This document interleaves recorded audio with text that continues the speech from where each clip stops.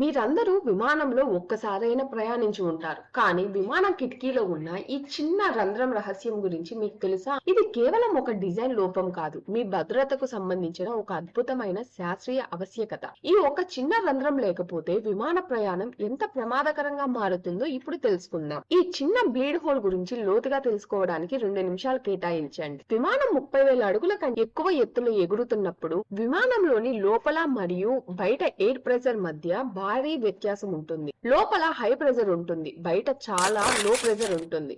ఈ ప్రెషర్ మొత్తం నేరుగా కిటికీ అద్దాలపై పడుతుంది. ఒకవేళ ఈ ప్రెషర్ సరిగ్గా నియంత్రించకపోతే కిటికీ అద్దాలు పగిలిపోయే ప్రమాదం ఉంది. ఇక్కడే మన హీరో అయిన ఈ చిన్న రంధ్రం రంగంలోకి దిగుతుంది. విమానం కిటికీలు సాధారణంగా ట్రిపుల్ లేయర్ ప్లేట్ కలిగి ఉంటుంది. ఔటర్ ప్లేట్, మిడిల్ ప్లేట్ మరియు ఇన్నర్ ప్లేట్.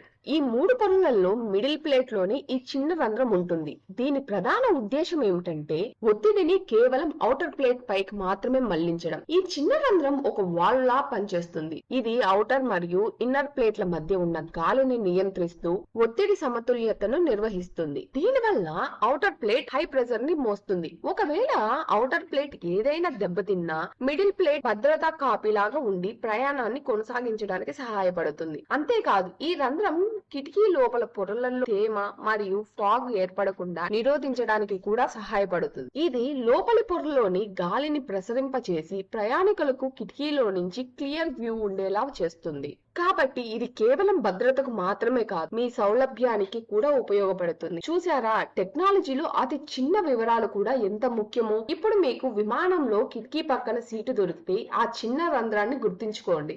అది మన ఏవియేషన్ సైన్స్ యొక్క అద్భుతాలలో ఒకటి. ఇలాంటి అద్భుతమైన విషయాల్ని మరిన్ని తెలుసుకోవాలంటే లైక్ చేసి మన ఛానల్ ని ఇప్పుడే సబ్స్క్రైబ్ చేసుకోండి.